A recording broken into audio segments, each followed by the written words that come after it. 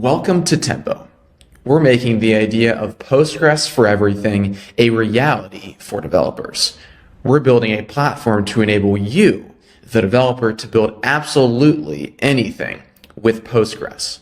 So we're going to walk through a developer-first demo of Tembo and Tembo Cloud, along with a few real-world use cases. Let's get started. We're going to start locally with the creation of the Tembo scaffold. This is going to give us everything we need to develop our application locally while still having the same features of Tembo Cloud. We'll do this via the Tembo CLI, which you can install via cargo install tembo-CLI. I already have it installed, so I will just run the first command here, which is tembo init. So if I hit enter and run that, you'll see here in my code editor, I will see a new config file. This is the tembo.toml file. This is where we will define the configuration for our new instance. And you'll notice here there's a few options. The environment, I specified the instance name. So let's change that. I'll say, we'll call this demo-instance. And then I can specify some compute just configs, and then I get to specify the stack. So this is the Tembo workflow optimized stack. In this case, I will just leave it as standard. And then there's a few, as we can see here, Postgres configurations, and then extensions. So if I want to install any amount of extensions, I can do that here.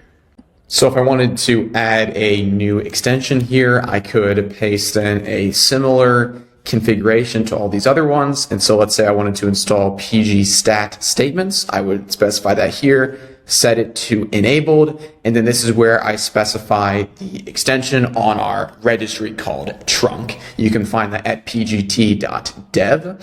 So now that that is specified and we have our instance, basically the base configuration, we can go back to our CLI and we can run a new command to actually launch the instance. And before we do that, we have to set our context. So I'll say tembo context set namespace, and we'll say local. So I want to run this locally on my machine. I'll hit enter. Now it's set, and I can say tembo, and now I'll do tembo apply. So this is going to apply the new instance configuration. Let's first hit save on that. And then now I will hit enter, and it's going to validate it, and then it's going to build and run my new instance completely locally on my machine. Boom. So now it's done, and I have a URL. I can now copy this, and then we can pSQL into the instance. Boom. There we are.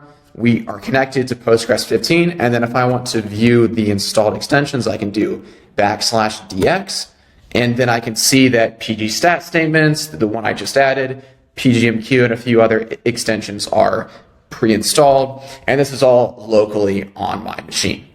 Now, when I'm ready to deploy my instance to production, we can run a few commands here to get it onto Tembo Cloud. So the first one that we'll do is we'll need to set our context. So it was previously set to local. We'll set it to prod. So I'll say -in prod. I'll hit enter, now it's set. And if I wanted to also list my context, I could do this, and we can see that we have local, which points to Docker, and then prod, which points to Tembo Cloud. So now I will apply this, and this is going to launch my instance onto Tembo Cloud, and we'll wait for it to go and provision.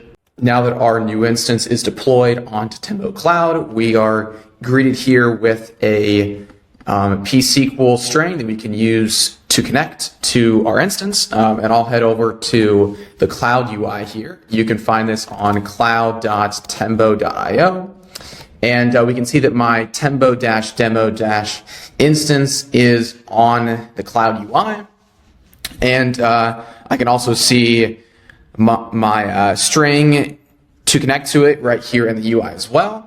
And then just like we were able to enable extensions locally, we can also do that on the Cloud UI. And we can even see here that the extensions that I selected locally are also reflected here on the cloud. And then if I go over to the Explore Extensions tab, I'm greeted with almost 200 Postgres extensions that are all coming from trunk. This is our Postgres extension registry powering Tembo Cloud.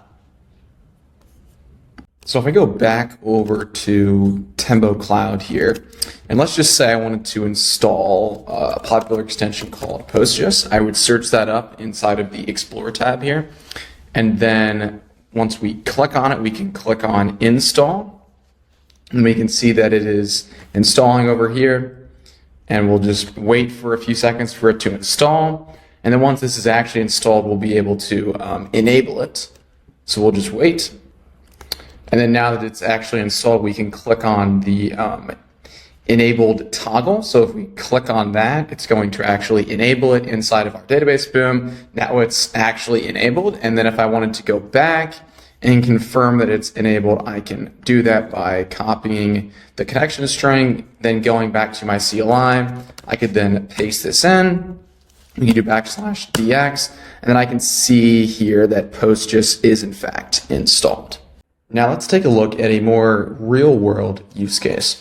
I'll head back over to Tembo Cloud, and what we'll first do is we're going to hit the Create New Instance button here, and we'll be greeted with a list of stacks. So as I mentioned earlier, stacks at Tembo are our kind of workload or use case optimized packages of Postgres. And let's just say I wanted to build a new search bar for my application. I wanted vector search. Well, if you're doing anything with vectors on Postgres, you would want to use our vector DB stack, which comes pre-configured with a series of extensions, for instance, pgvector, which turns Postgres into a vector database. So if I select vector DB, I hit next. And then let's say I give my database a name, so I can do vector DB demo, and I'll add a number on the end of that, and then I'll select the instance type, and we'll leave the storage at the base configuration, and then boom, so now that's provisioning, and then you'll want to wait for that to complete, but I already have a instance specifically made for this demo. So I'm going to copy the string to connect to it, head back into my CLI, we'll connect, and we'll need to run a series of commands to set up vector search. So again, if you wanted to take a look at the extensions that are installed, you can do \dx and see them here. But let's start by first, we're going to need some data to search. I've already prepared some data, so if we hit enter on that command, and then we take a look at our data inside of the products table, we can see about 40 items in here that each have a name, an ID, a description, and an updated at field. And we're only need to run 2 commands to get vector search working over this table called products. The first one will be vectorize.table. So if I paste this in, I specify a job name, and then I specify the table name. This is the table that I want to actually search over. Then I do my primary key here, and then the columns that I actually want to search over. In this case, the relevant ones are the product name and the description. And what this is going to basically do is this is going to make a job to go out to the OpenAI public embeddings endpoint and automatically generate embeddings for my data inside of the products table as it gets updated. So if we hit enter, this will run and create the job called product_search. So now that's going to go out to OpenAI and generate and store our embeddings inside of Postgres.